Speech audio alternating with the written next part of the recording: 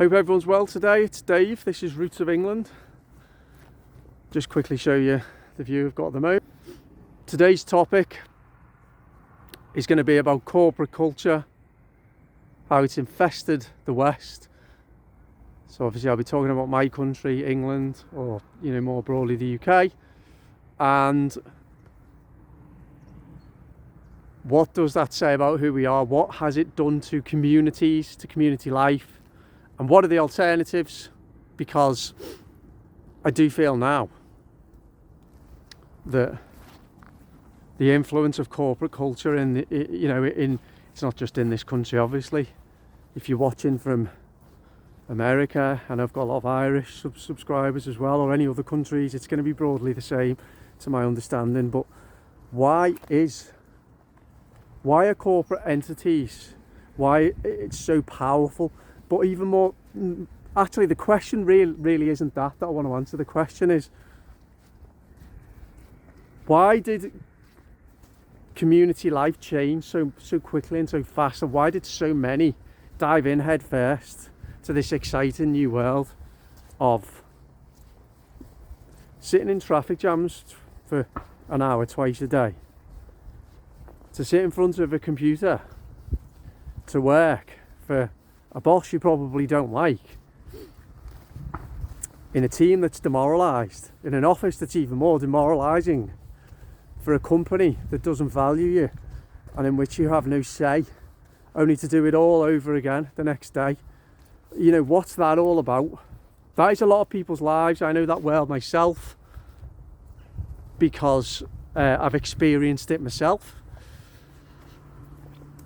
Albeit at the moment I am very lucky with I have 2 jobs, and crucially my 2 jobs I work for very small organisations, and I've always thought the larger the organisation, the more susceptible it is to malpractice, to corruption, to inefficiency, to becoming really sclerotic, all these things, to becoming more distant from its employees. So why, and what does, because this channel's called Roots of England, and when I think about English community life and what's gone before and what I still see now, I feel like I'm living in 2 societies and 2 countries at the same time, and I've certainly got, I know which one of those societies that I feel more that I feel more attached to, that I feel more a part of, that I belong to, and it's the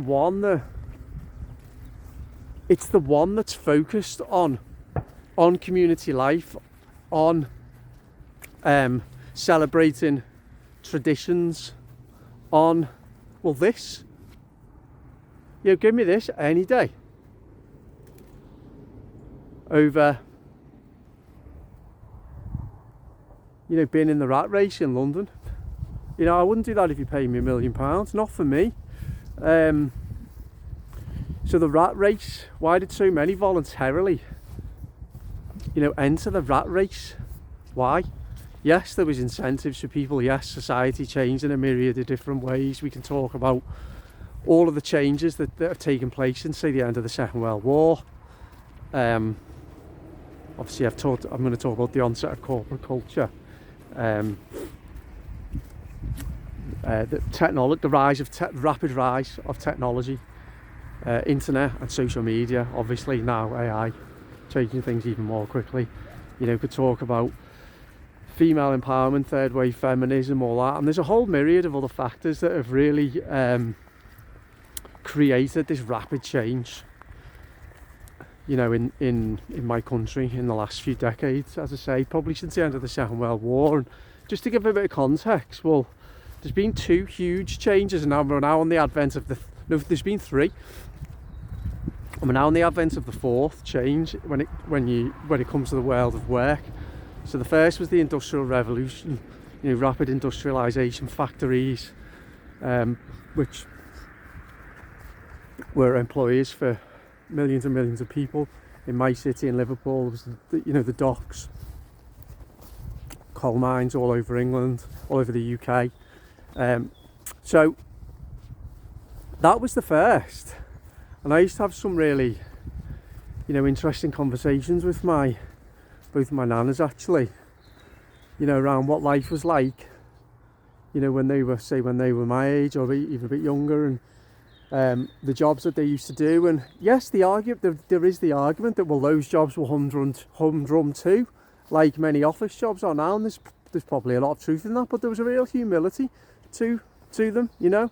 They weren't careers, they were jobs.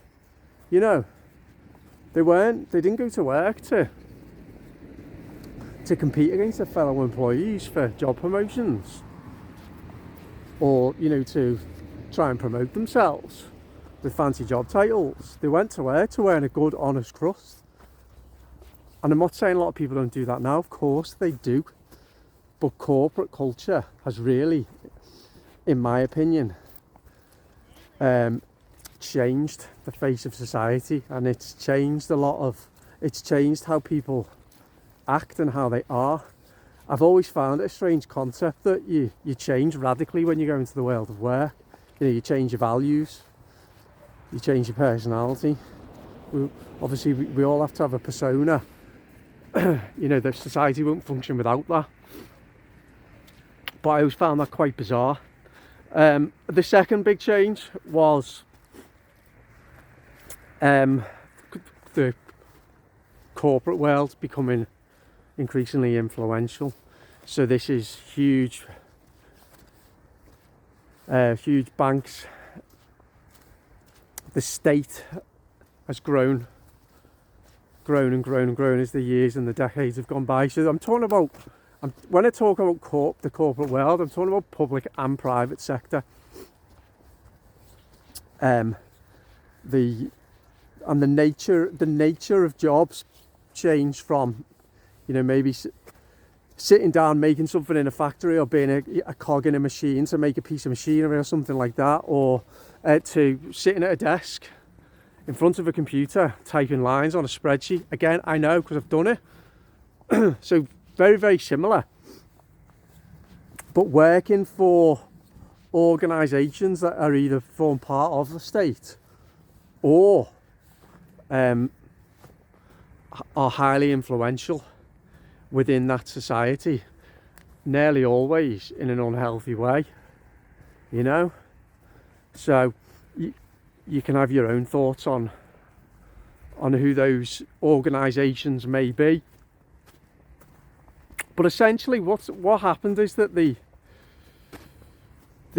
opportunities for work gravitated away from something relatively local that you could travel to work for an employer that still played some kind of role within the community, or to do a job that was integral to community, to that town or village. I mean, working down the mines is the best possible example there, to one that was disassociated from that, where actually, to get to work you might have to, well, you probably would either have to sit on a train for an hour and a half, jammed in like sardines, or sit in a traffic jam for an hour and a half twice a day, as I say, to sit in front of a computer typing lines on a spreadsheet, or typing reports, or inputting data, or whatever it is, in a demoralising office environment with other demoralised employees, working for a boss, an employee, a boss that's probably a psychopath, and an employee that doesn't care about you. For what? And you just stop and think, what's it all for? But why did that happen? The other two big changes in the jobs, in the jobs market, so to speak, and that is that the rise of the .com, rise of the internet and all the jobs that created, and now, of course, we're seeing another revolution, which is the AI revolution, and who knows where that's going to go. So why did people wholeheartedly, so many, kind of embrace this new world of career, of ambition, of striving for success, and of image? Well, I think it probably, we can go back to the 80s, and if we go back that far, we could see in many ways how again, in this country, how I think the 80s was probably the first decade when we really started to see the fracturing of society. We had the Margaret Thatcher government in the 80s, closely followed by, well, then there was John Major, but then there was Tony Blair, and you know, between them, those 2 decades, I think represented the peak high watermark for life in this country. But the damage that was done, so going back to the 80s, I think the whole story around the government against the miners reflected that decade more, or kind of encapsulated what was going on in that decade, because it revealed a landscape whereby community life was becoming less important, there was less cohesion. See, that massively accelerated in the 90s with the huge levels of immigration that came in, and we know, well, in the last couple of years, the atrocious results that we're seeing from that. Anyway, the 80s was a decade of the individual, but not in an altruistic sense, or this how it wasn't sold to us by Hollywood and by advertisers. It was the decade of get rich quick. It was the decade of selfish ambition, but that was acceptable. It was the decade of the yuppie. It was the decade of make as much money as you can and screw everyone, you know. That's a sweeping generalisation, but there's a lot of truth in it. And so, you okay? Hello. Yeah, so that was the 80s, and I think that was when this corporate mentality started to take root. So why was it so popular? Well, because first of all, there's opportunities to make a decent salary. Taxation levels were lower then than they are now, but they've gently been increasing, but you could make a lot of money. There seemed to be more jobs around. It was probably quite exciting to have a career because of how success was sold to the population. You know, what was success? It was about, you know, it was about personal brand and image. It was about getting rich. It was about moving on with your career. For me, they're all very, very poor values to pursue. Very poor. Because it's very selfish. I'm going to turn back around again here. I didn't turn right on the road down there because the traffic comes down really fast, so it's a bit dangerous. But anyway, we'll go back this way. If there's anyone watching me, they'll be wondering what I'm doing. I'm rambling on a bit here, aren't I? So I have seen, with my own experience, the nonsense that people talk in meetings, the absolute drivel that comes out of their mouth. It's embarrassing. The soul destroying work that you're asked to do that makes no sense. The absolutely utterly ridiculous policies that you are expected to follow. The endless team meetings. What a waste of everybody's time. What a waste of money. What a waste of energy. This might sound possibly cynical, but I hope that if you're watching this, you can get some identification with it. Because where I'm bringing it back to is the damage that's been done to community life and to society at large, and what it is that I see instead of that I identify so much more with. Sitting in traffic jams every day now, you know, sat in an uncomfortable chair staring at a screen for 8 hours a day, nope. Being told when I can have my lunch, no. Being told when I can go home, that I've got to stay late, no. I ended up with a bad back and a sore neck, no. Getting stressed out and dealing with psychopathic bosses? No, none of that. I've experienced it all though. I have. I can't remember whether I said at the start, but what do I do for my jobs now? Did I say? I can't remember. And I'm lucky in that I have 2 jobs, 2 part-time jobs. Both of them I work for a very small organisation, and I've always been drawn more to that than big corporate entities, big organisations, because the bigger the organisation, the more malpractice is going to be, the more susceptible to corruption it's going to be, the more inefficient and bureaucratic it's going to be. And also you tend to get these individuals, you know, these like sycophants, psychopaths, you know, these people for whom career is absolutely everything. The be all and end all is their career, you know, their salary, their job title, their pension at the end of it. I don't want to be in that. I can't be in that. I just can't. And I think more and more people now can see the absolute insidiousness of it and the insanity of it and the damage it's doing to them, to their families, and to society at large. So for me, small and independent is the way to go.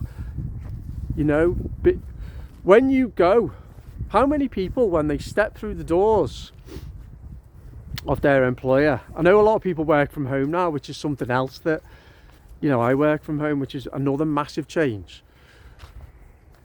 Working from home, that kind of feeds into that idea of, you know, the loneliness epidemic and the atomisation and isolation of individuals, you know, in a society that doesn't value the individual. And when I talk about individual, I mean altruistic individualism, not selfish individualism. So yes, what am I drawn to? I'm drawn to anybody, small businesses, small business owners, entrepreneurs, you know, startups that are looking to solve a deep problem that society has.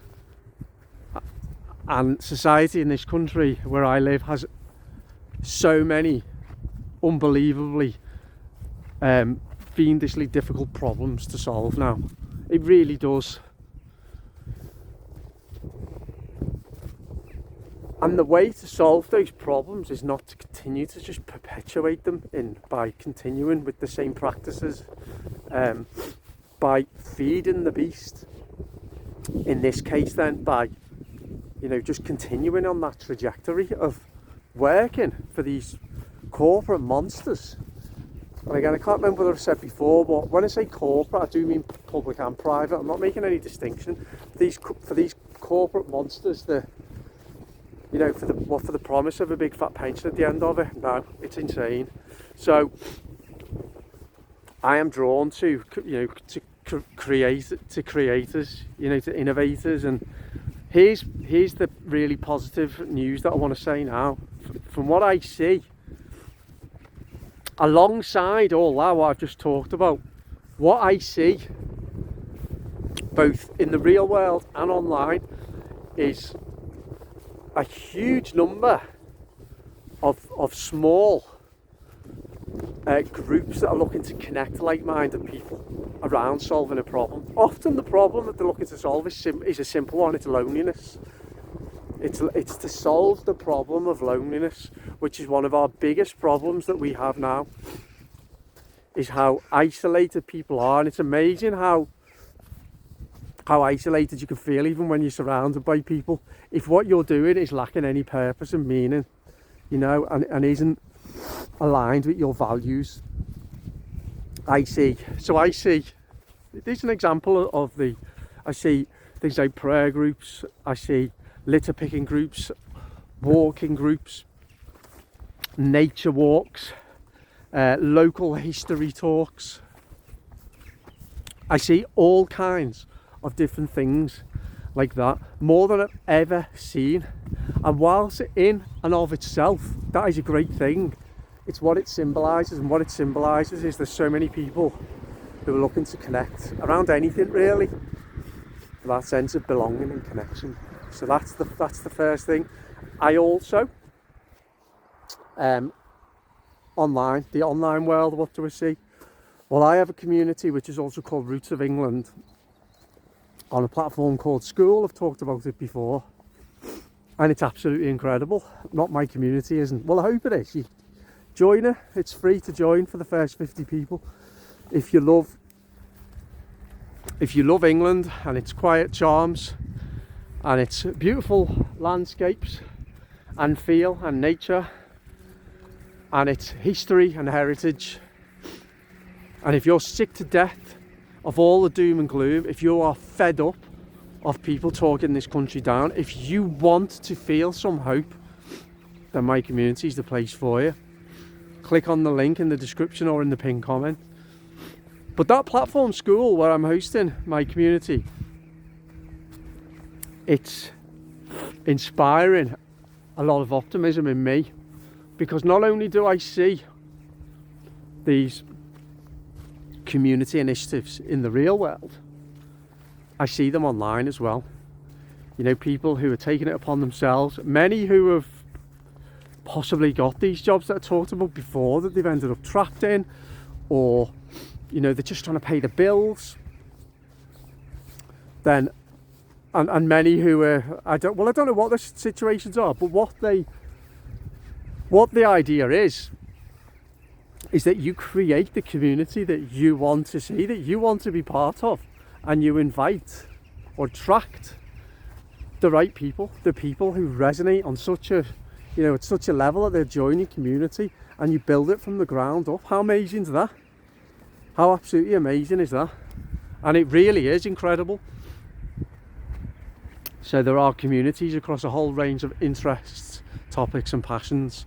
Mine, as I say, is a celebration of all things England, you know, and Englishness. You know, it's a place for kind of grounded, patriotic people who love England, and people who might not be from England but love, maybe they've visited here, maybe they just love the country. Everybody's welcome. Everybody's welcome if you identify, you know, with what it is I'm trying to do. I should show you more of this videos, really, shouldn't I? So there we go. So that's the corporate mindset. Some people are just absolutely stuck in it, and some people are so far into it now that they're not going to give it up. But it's very damaging. It's damaging. If you think about as well the number of cars that are on the roads now, you know, because both parents work, the amount of ill health, bad backs, bad necks, but stress is the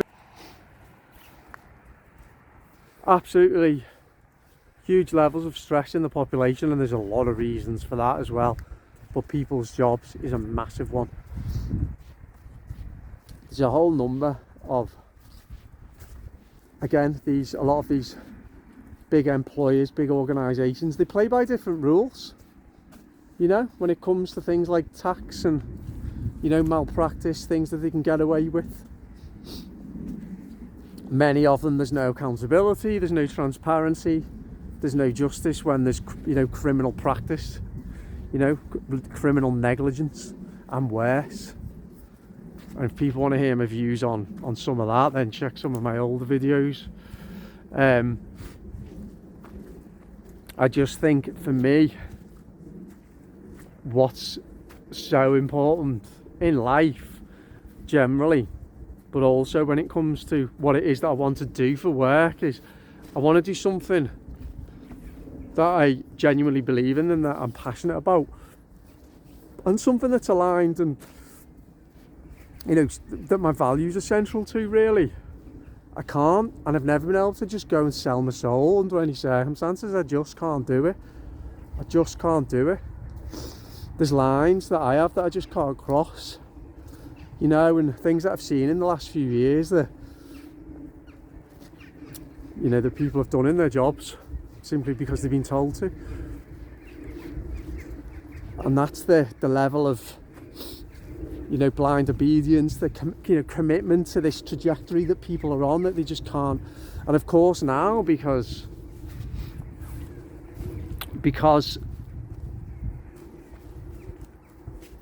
many have kind of fallen into this financial trap. You know, in the 90s and 2000s, certainly before the financial crash 2008, there was a hell of a lot of free credit around. You still get it now. You know, a lot of lifestyles are built on the back of debt, aren't they? How can these people escape that? Well, I don't know, and that's not for me to say, but I find it interesting, as I say, that, you know, I never got that memo. I didn't. I never got it. I never understood. I just didn't understand this drive to succeed, and this, you know, this ambitious drive, and this striving for job promotions, and, you know, competing against the fellow employees for that one job promotion for a few extra grand a year, and, you know, a fancy job title, and, you know, working yourself to death, you know, in the promise of accessing your pension when you reach the promised land of retirement. It's so damaging to people's sense of self, to their health, to their well-being, to their families, and to society at large, because it's just a ridiculous way for us to live our lives when you think about it, isn't it? So they're the two contrasts. I'm pleased that I see this really emergent kind of what would I call it, this movement where there's more and more people taking it upon themselves to try to create something to develop like a sense of meaning in their lives, in their life, and to try to attract others who might resonate with it, to build a community within a community, if that makes sense. And it's in doing that, it's in finding shared endeavours, you know, and discovering the things that we're passionate about, and finding those other people who are passionate about it, and trying to solve a problem, and celebrating our individualness, our individuality, but in a way that's altruistic rather than self-centered. You know, in a way that's trying to solve a problem, that's going to help other people to solve a problem in their lives, rather than just to continue to perpetuate these tyrannical ways that these large organisations, you know, under the control of who, you know, I've got my own thoughts on that, but, you know, we've ended up as a society being our own prisoners and prison guards, really. You know, we've imprisoned ourselves, you know, but we've got the lock, but we've also got the key. But it's just realising that, as hard as it might now be for some people to try and get out this trap. I'm not saying it's easy for me. I've not earned a penny yet, and that's not my main focus. My main focus is on creating the thing that I want to see. And interestingly, I see which is unbelievable really, but there's a huge gap where my community needs to be. Roots of England, which celebrates England in an unashamed, wholesome way, you know. There's nothing else out there. So yeah, I'm hoping that if that's something that interests you, then, as I say, click the link in the description, and or the link in the pinned comment. But I'd love to hear what you've got to say about my thoughts here. I've gone on for nearly half an hour now. Must love the sound of my own voice, mustn't I? I've got a bit of a cold as well, so sorry if that's been getting on your nerves. All this sniffling and snuffling. So let me know what your thoughts are on both the positives and negatives that I've covered in this video. Don't forget to subscribe. I really appreciate it. I really appreciate it if you've stayed to the end of this video. I'm going to leave it there, just under half an hour. That is definitely enough. Speak to you soon. Bye bye.